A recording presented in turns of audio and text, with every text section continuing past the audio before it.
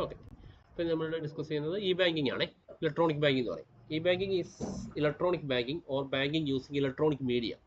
അപ്പോൾ ബാങ്കിങ്ങിനെ നമ്മൾ ഇലക്ട്രോണിക് മീഡിയയുടെ സഹായത്തോടെ യൂസ് ചെയ്യണതിനെ നമുക്ക് എന്ത് വിളിക്കാം? ഇ ബാങ്കിങ് എന്ന് വിളിക്കാം.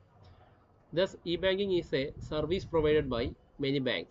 നമുക്കറിയാം ഇ ബാങ്കിങ് സർവീസ് ഇന്ന് പല ബാങ്കുകൾ നൽകുന്നുണ്ട്. That allows a customer to conduct banking transaction such as savings, checking accounts, applying for loans or paying bills over the internet using a personal computer, mobile telephone or handheld computer. Personal digital അസിസ്റ്റന്റുകളുടെ സഹായത്തോടെ എന്ത് ചെയ്യാൻ പറ്റുന്നുണ്ട്? ഇവർക്കുള്ള banking transaction നടത്താൻ കഴിയുന്നുള്ളതാണ് പറഞ്ഞത് അല്ലേ. ഇപ്പോൾ ഒരു കസ്റ്റമറെ സംബന്ധിച്ച് ബാങ്കിങ് ട്രാൻസാക്ഷൻ ഈസിയാണ്. അവരുടെ സേവിങ് അക്കൗണ്ട് ചെക്ക് ചെയ്യുന്നതിനും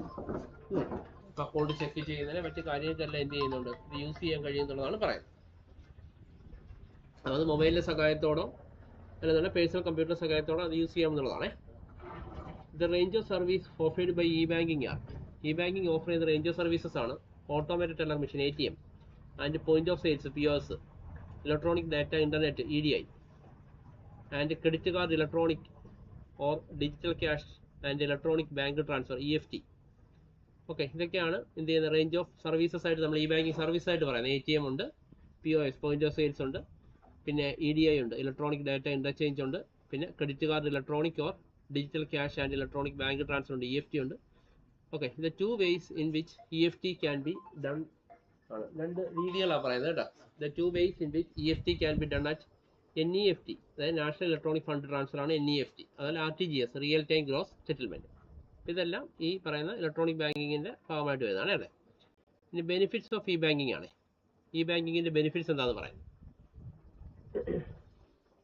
There are various benefits of e-banking provided to customer, which are പല ബെനിഫിറ്റുകളാണ് കസ്റ്റമർക്ക് ഇ ബാങ്കിങ് വഴി ലഭിക്കുന്നത്. ഏതൊക്കെയാണ്? ഒന്ന്, e banking facilitate digital payment and promote transparency in financial statement. E banking നമുക്ക് നൽകുന്ന ഒരു കസ്റ്റമർക്ക് നൽകുന്ന ബെനിഫിറ്റ്സ് എന്ന് പറഞ്ഞാൽ digital payment and prompt transparency. Digitally നമുക്ക് പേയ്മെന്റ് നടത്താനും സുതാര്യമായ ഒരു ട്രാൻസാക്ഷൻ നമുക്ക് ഫിനാൻഷ്യൽ സ്റ്റേറ്റ്മെന്റ് കിട്ടുകയും ചെയ്യും. അപ്പോൾ തന്നെ സുതാര്യമായ ഫിനാൻഷ്യൽ സ്റ്റേറ്റ്മെന്റ് ഡിജിറ്റലി പേയ്മെന്റ് നടത്താനും സഹായിക്കുന്നു കസ്റ്റമറെ.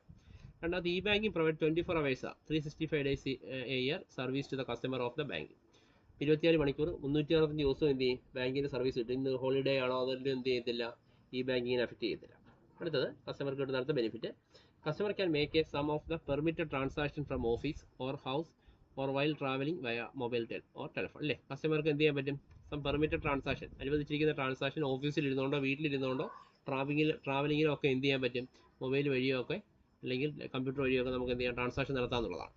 അത് it includes a sense of financial discipline by recording each and every transaction. ഇതൊരു ഫിനാൻഷ്യൽ ഡിസിപ്ലിൻ കൂടിയാണ്. Each and every transaction day by day എന്ത് ചെയ്യാൻ പറ്റും? കസ്റ്റമർക്ക് ചെക്ക് ചെയ്യാം, ബാങ്ക് സ്റ്റേറ്റ്മെന്റ് എപ്പോൾ നോക്കണം എന്നുള്ളത് നോക്കുകയൊക്കെ ചെയ്യാൻ പറ്റും.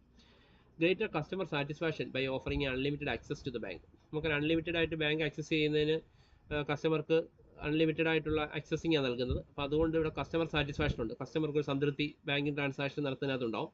Not limited by the walls of the branch. നമുക്കറിയാം ബാങ്കിന്റെ ബ്രാഞ്ചിന്റെ സിറ്റിക്കകത്ത് ഒരുങ്ങി നിൽക്കുന്ന രീതിയിലല്ല ഇപ്പോഴത്തെ ഈ ബാങ്കിങ് ട്രാൻസാക്ഷൻ വരുന്നത്.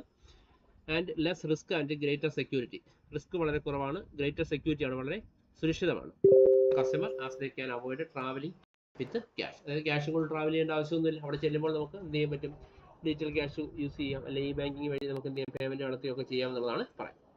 അടുത്ത, bank also stand gain e banking. ഈ ബാങ്കുകൾക്കും എന്തുകൊണ്ട് അതിന്റെ കുറേ നേട്ടങ്ങൾ.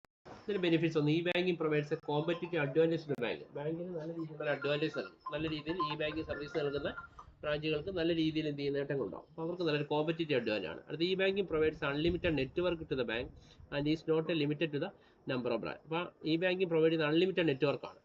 അപ്പോൾ and is not a limited to the number of branches. ഒരു നമ്പർ ഓഫ് ബ്രാഞ്ചസ് ലിമിറ്റ് ചെയ്ത് വെക്കേണ്ട ആവശ്യമില്ല എന്നുള്ളതാണ് പറയുന്നത്. പിന്നെ load on branches can be considerably reduce. നിങ്ങൾക്കറിയാം ഈ പറയുന്ന ട്രാൻസ്ഫർ നടത്തുന്നതിൽ അവിടെ ബാങ്കിൽ വരുവാണെങ്കിൽ അവിടെ തിരക്ക് കൂടും, അപ്പോൾ അവിടെ വർക്കും കൂടും അല്ലേ.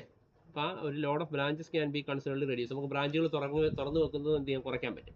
ബാങ്കുകളുടെ എല്ലാ ബ്രാഞ്ചും എല്ലായിടത്തും തുറക്കേണ്ട ആവശ്യം വരുന്നില്ല, കുറച്ച് ബ്രാഞ്ചുകളുടെ ആവശ്യങ്ങൾ വരുന്നുള്ളൂ. അപ്പോൾ എന്ത് ചെയ്യാൻ പറ്റും? മിക്കുള്ള ആൾക്കാർ ഇപ്പോൾ ബാങ്കിൽ നിന്ന് വിഡ്രോവലൊന്നും ആരും വലുതായിട്ട് ബാങ്കിൽ പോകുന്നില്ല. ഇപ്പോൾ കുറേ വർക്കുകളൊക്കെ ഇവിടെ കുറയ്ക്കാൻ. ക്ലിയർ അല്ലേ അത്രയും? അപ്പോൾ അടുത്ത് നമുക്ക് പറയാനുള്ള ഇൻഷുറൻസ് ആണേ. ഓക്കെ, അപ്പോൾ അത്രയും വായിച്ചു നോക്കിക്കോളൂ.